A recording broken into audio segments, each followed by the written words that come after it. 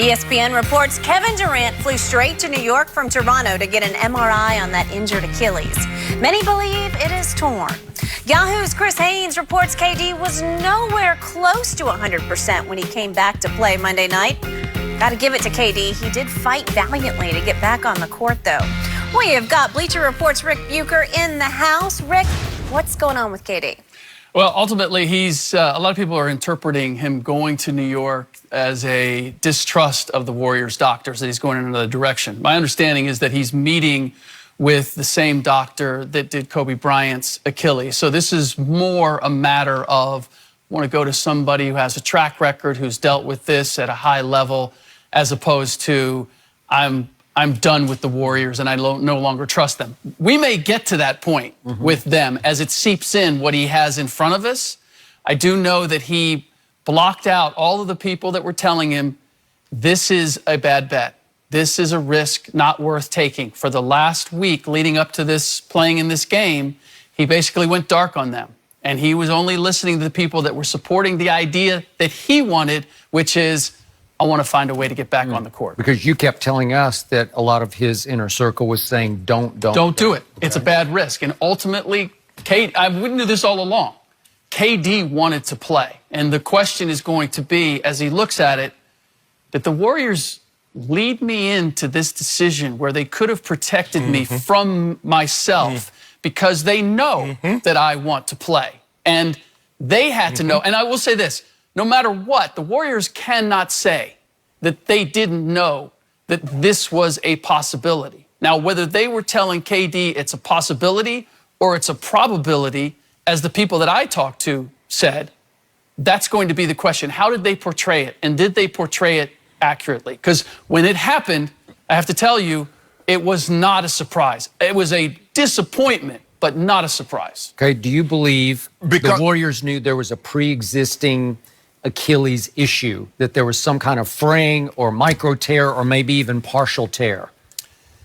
The question is where it was and whether it was in the Achilles, because I can only go by what they have said publicly, and whether they knew privately, they haven't disclosed that to anybody that I'm talking to, that they knew there was an Achilles issue. Now, I've also heard with this type of thing, even if it was an Achilles tear, there's nothing you can really do about it.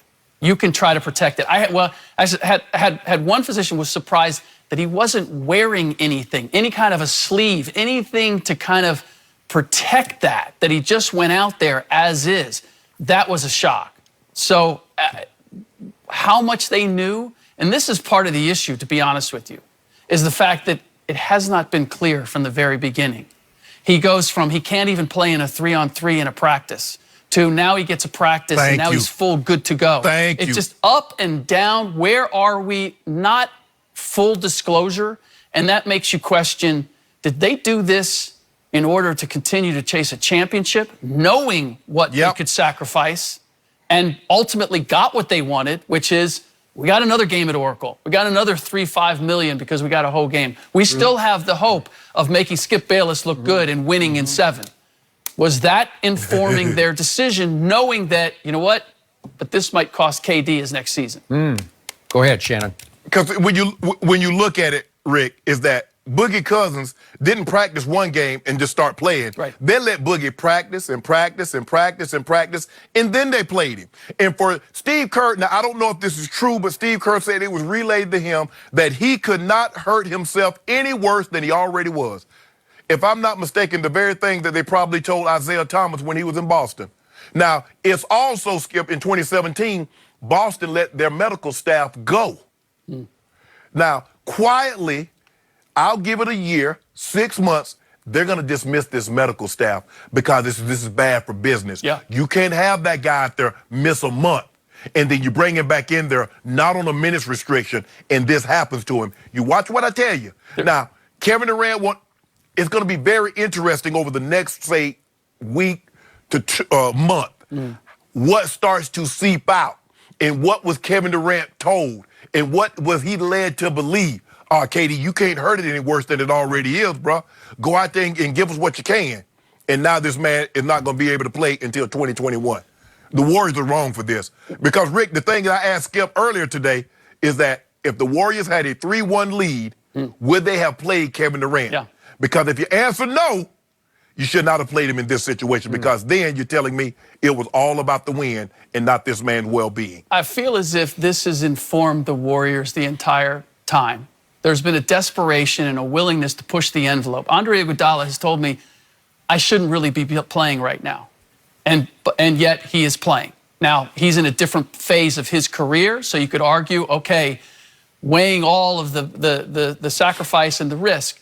Klay Thompson, in terms of where he is, they decided not to go game 3, but ultimately, we know how they handle their athletes and their players normally, which is, we're going to rest you, we're not going to take risks. If this is a regular season situation, there's no way that any of these guys would be playing.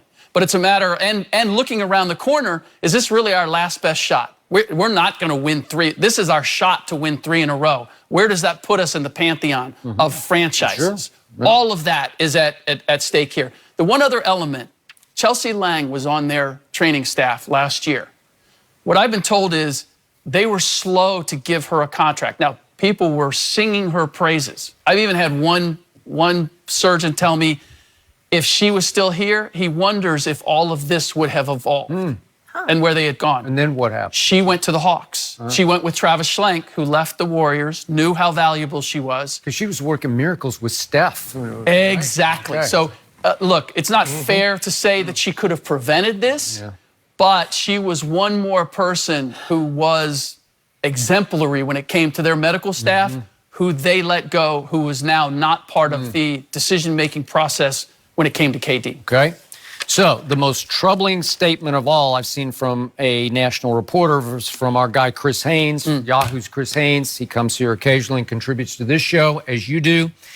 And Chris, who's close with Kevin, went so far as to say Kevin Durant was nowhere near 100% for Game 5. My eye test told me before the game that the quote-unquote calf strain looked like it was 100%, because I watched him warm up. There was no flinch, there was no grimace, there was no protecting, there was no favoring. He was full bore, full speed, pushing off, jumping, and to your point, no sleeve. There was no indication of any calf inflammation anymore. Dunked in pregame. Right, he was dunking. Okay, so that injury seemed to be in his rear view, yet Chris Haynes is saying nowhere close to 100%. Well, now I can only speculate, or maybe even jump to assume that there was something going on with the Achilles that was troubling Kevin, and that Kevin assumed the risk, because in the end, it's up to him, and he has to say, I'm going to die for the cause, quote unquote. I'm going to give myself up for my team because I love my team. And to Shannon's point, KD is very thin-skinned on social media, and I'm sure he felt like he was taking a beating. Come on, they've look what Clay rushed back and DeMarcus rushed back, and but not even just social media. In the locker room, the feeling, the frustration. Where is he? The same thing that Kawhi Leonard went through with San Antonio. Are you with us or are you not with us? Talk to it, Rick. Talk to Skip. Can you play? I need you to talk to Skip. Can you play? Yeah, but one guy was hurt and one guy wasn't. But that's a whole nother issue. Don't do that, Skip. Don't do that, Skip. Don't do it. So it is interesting to me that Kevin went to New York. He is also very close with Dr. Marty O'Malley, who did his Jones fracture surgery in 2015. Remember, it took 3 surgeries to fix that, and Marty O'Malley finally fixed it. He's the Nets team surgeon, also contributes to the Giants. But in the end, it wasn't like Kevin stayed home and said, I'll just trust these doctors, because they got good orthopedics there also, obviously. He did go to New York, and that's a small indication to me that I'm not still with Golden State. You know, I get it. You want to go see other more prominent surgeons. For sure. The fact that he's not having the MRI with the Warriors and having them examine it and then saying, I'm going to go see this other physician is an indicator that there may be a parting of the ways here.